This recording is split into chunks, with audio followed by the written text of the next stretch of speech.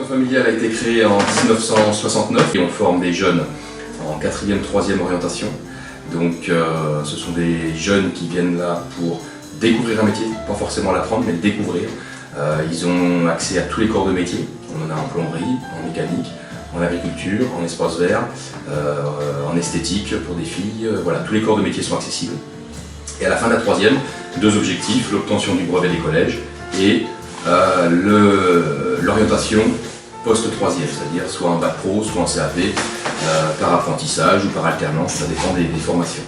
Ensuite, nous formons des jeunes sur les métiers du paysage, donc là c'est un bac pro en 3 ans.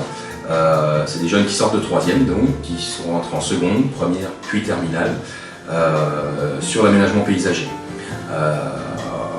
Après, on a une autre formation qui est la formation agricole. Donc là, c'est CGEA, conduite et gestion d'une exploitation agricole, où les jeunes sont amenés à devenir chefs d'exploitation agricole plus tard. Alors, soit après avoir un BTS, soit directement après le bac pro. Leurs stages, ils les font dans différents secteurs.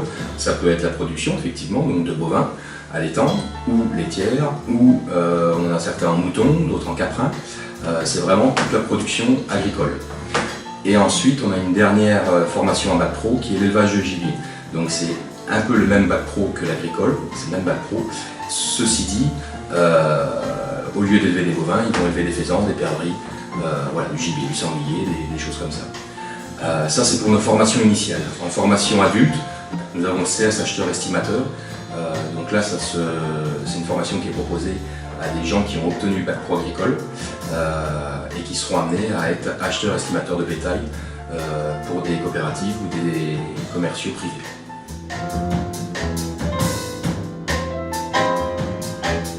Et vendredi matin, vous avez aménagement de l'espace avec moi, matériel et matériaux, histoire géo, bilan, correction de plan d'études, tout l'après-midi. D'accord? C'est la mise en commun. J'ai fait du désherbage, j'ai préparé pour les caisses pour le marché. Ouais. J'ai planté aussi. Et ouais, c'est tout. D'accord. J'ai arraché des pieds de tomates aussi pour qu'ils sèchent. D'accord. Ça a été? Ouais. Allez, ça marche. Suivant. T'étais où toi en stage alors? Chez M. Cotini. En espace vert aussi alors? Ouais. Bah, il fait aussi petit aussi. D'accord. Ça t'a plu? Oui. Qu'est-ce que t'as fait là-bas? J'ai fait du rempotage. J'ai ratissé les feuilles. Sinon j'avais rangé les plantes à catégorie. Je les avais mis en orgel aussi. Et sinon on avait bêché. D'accord. Et ça t'a plu toi? Oui. Toi t'es plus espace vert par contre. Je sais pas trop encore. Tu sais pas trop encore? Ouais. D'accord.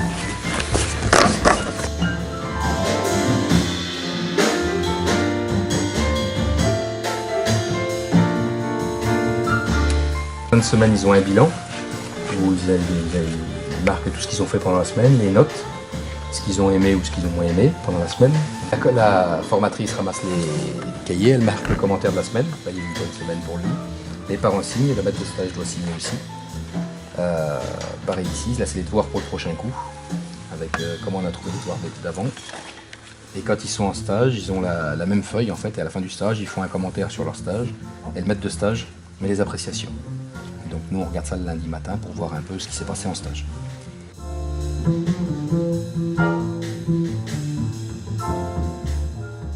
Je m'appelle Patrice Labrosse, j'ai 51 ans, exploitant agricole en GAEC avec mon épouse. On exploite une ferme de 85 hectares. C'est relativement morcelé chez nous, plutôt vallonné. 85 hectares avec un troupeau à l'étang, mixte, charolais d'une part et limousin d'autre part, avec une tendance quand même à développer le limousin pour son autonomie au moment des vélages, l'autonomie des veaux aussi. Voilà, c'est un choix qui a été fait par nous pour gagner un petit peu de temps et tenter d'améliorer la rentabilité de cette production. Donc 90 vélages sur 85 hectares. Notre objectif est l'auto-alimentation, polyculture, donc céréales, ensilage maïs, ensilage d'herbes, foin, paille. C'est la base de l'alimentation.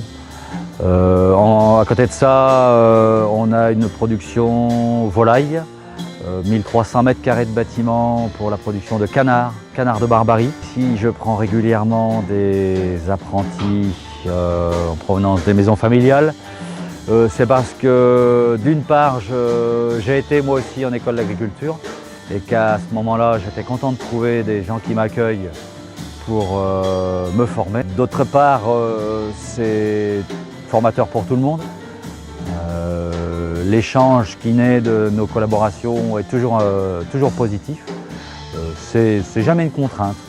Même s'il faut qu'on organise le travail et les interventions des jeunes et que ça nécessite un peu de réflexion, globalement, en ce qui me concerne, c'est plutôt positif. Même la maison familiale référente du secteur, moi je pense que la structure, elle me paraît être très bien. Enfin, quand on voit les jeunes, comment ils avancent, c'est forcément positif et porteur hein, comme structure. Bon, moi je trouve que c'est une bonne méthode de travail, parce que ça, comme moi je ne suis pas trop scolaire, c'est une méthode qui est bien, parce que l'alternance ça apporte des méthodes sur la vie professionnelle et aussi on apprend beaucoup de choses sur notre métier en AMF. Mon objectif c'est qu'ils partent d'ici en se disant tout n'est pas gagné et tout est à remettre en question régulièrement et j'avancerai que comme ça. Là voilà, j'aurai le sentiment d'avoir un peu réussi mon coup.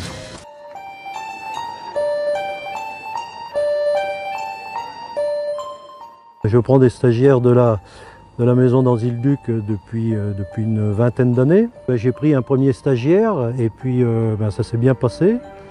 Et donc après j'en ai pris régulièrement. C'est vraiment l'occasion de pouvoir découvrir des futurs talents et puis d'enrichir la profession par de jeunes recrues qu'on aura en formation et qu'on formera pour faire des futurs paysagistes. La maison familiale avec des stagiaires, c'est beaucoup plus souple et beaucoup plus simple qu'un apprentissage traditionnel. C'est-à-dire que, d'où le nom de maison familiale, on reste quand même un peu en famille, hein, c'est-à-dire que tout le monde est libre, il n'y a pas la contrainte de contrat de travail. Ça permet une certaine souplesse aussi bien pour le maître de stage que pour le jeune. Ça permet aussi aux stagiaires de découvrir plusieurs entreprises à la fois et sans forcément s'engager comme un apprentissage pendant 1 an, voire 2 ans ou 3 ans avec le même patron. Donc si tu veux, là par exemple on a une nouvelle pousse, donc ça c'est impératif de conserver les nouvelles pousses sur rosier. Donc ici c'est un rosier, ce qu'on appelle un rosier buisson, hein, c'est-à-dire c'est de la fleur à couper. C'est des rosiers qui montent à peu près à 80, à 1 mètre, 1 mètre 20 suivant les variétés. Et il faut savoir que la taille printanière, elle se ramène à 5-6 yeux, hein, c'est-à-dire 5-6 bourgeons, comme ça. Donc globalement ici c'est une nouvelle pousse. Donc les nouvelles pousses, il faut à tout prix conserver. Donc 5-6 yeux, on est à peu près environ ici. Donc là, tac, on coupe, on supprime. Ça fait un peu peur, mais c'est comme ça. Il faut passer par là. Donc là, on essaye aussi d'équilibrer le pied. On essaye aussi de tailler ce qu'on appelle en gobelet. Hein. C'est-à-dire on évase et on laisse un petit peu des branches partout autour. Quand elles sont de taille respectable et qu'elles soient en bonne santé. Donc vous avez aussi celui-ci, cette branche-là. Il faut éviter de laisser des fourches. Donc vous voyez, comme ça, là, on ne laisse pas de branches comme ça. Donc là, on en a une qui s'en va, elle est un petit peu trop excentrée. Donc on la réduit ici. Et celle-ci, on la réduit. Ça, tout ce qui est petite brindille comme ça, on supprime. Celle-ci qui est très vigoureuse, mais on a l'autre qui part de l'autre côté, qui est un petit peu plus jeune et qui équilibre un petit peu plus le pied. Donc on prend la décision, on supprime celle-ci, on supprime l'ancienne, on laisse la plus jeune et on la réduit. Et là, on arrive à peu près à nos 5-6 yeux. Alors bon, on aurait pu faire un petit peu plus bas. Alors si le pied est peu vigoureux, on a tendance à rebaisser un peu plus. Et si le pied est vigoureux, on a tendance à mettre un petit peu plus haut. Voilà. Bon, Baptiste, ça va être à toi. Donc là, tu as un rejet du porte-greffe, donc tu supprimes. Supprime à ras.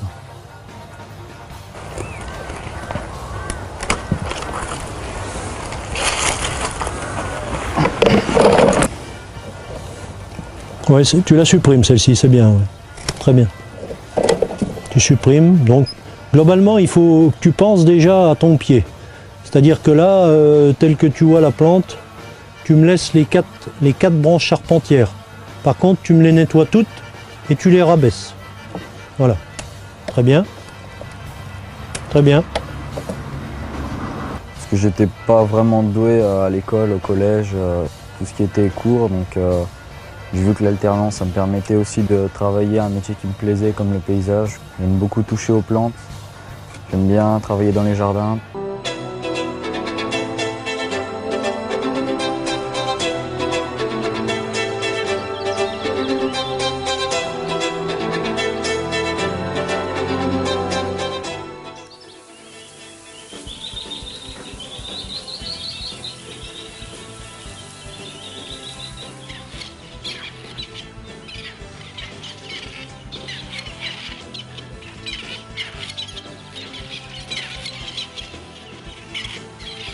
On produit donc perdrix grise, comme vous en voyez derrière moi.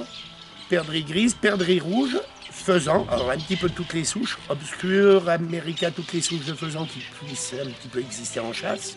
Et autrement, canard colbert, qui est une plus petite production. On démarre donc nos petits oiseaux à partir d'avril, mai, juin, sur 3 mois à peu près, jusqu'en début juillet. Notre production, elle est d'environ 35 et 40 000 perdreaux, tout confondus, rouge et gris à l'année.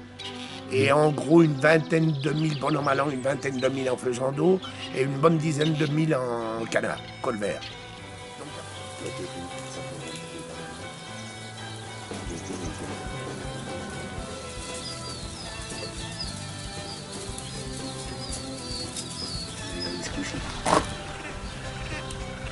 Faut pas que tu butes, toi, quand tout ton bec.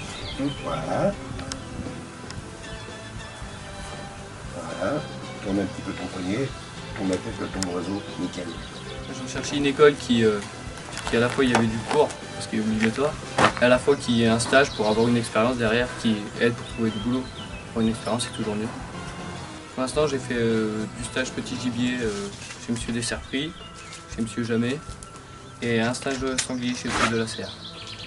Ouais, je pensais commencer par trouver du boulot dans cette filière, pour économiser, et puis plus tard essayer de monter un parc d'élevage. Je prends des stagiaires à la maison familiale depuis qu'Arnaud a créé donc une section gibier Bac Pro. La meilleure des récompenses, c'est de voir les jeunes évoluer tout doucement au fil des années, sur 3-4 ans. Et ça nous arrive d'avoir des stagiaires 2 ou 3 ans, ça m'est arrivé plusieurs fois. Et c'est vrai qu'on voit évoluer les jeunes, alors aussi bien au niveau boulot, mais après surtout au niveau connaissance, parce qu'ils sont pas là pour le travail, avant tout pour apprendre. Eh bien, il y en a certains à 15 ou 16 ans, là, quand ils sont en 3e, on les voit complètement à côté de la plaque. Et puis quand ils repartent 2-3 ans après, ben, on les voit retravailler les cours et le reste, parce qu'ils se disent qu'il faut y aller au moins pour accrocher le bac pro, quoi, en 2 mots. Et voir plus après s'il y a bac pro et puis que ça se porte bien, il y en a peut-être qui partent en BTS dans d'autres productions, production animale. Les maisons familiales, c'est vrai que c'est complètement à part d'un lycée professionnel. Je dirais que aussi bien au niveau de l'ambiance que du contact, entre autres l'an dernier, toutes les sorties de bac pro, tous les jeunes se sont retrouvés avec soit un emploi, soit une formation derrière. 6 mois après la sortie, il y avait 92% de toute formation confondue de l'insertion professionnelle. Vous vous rendez compte? Il a fait des stages dans différentes structures et du coup ça lui fait un carnet d'adresses derrière, sur son CV aussi. Et du coup c'est vrai qu'il trouve assez facilement du travail derrière. La plupart ont du travail avant de sortir de l'examen. Il s'est avéré qu'en juin 2016, ces jeunes-là étaient insérés à 96%, soit en CDD, soit en CDI, mais en CDD de plus de 6 mois pour la plupart, et le reste en CDI.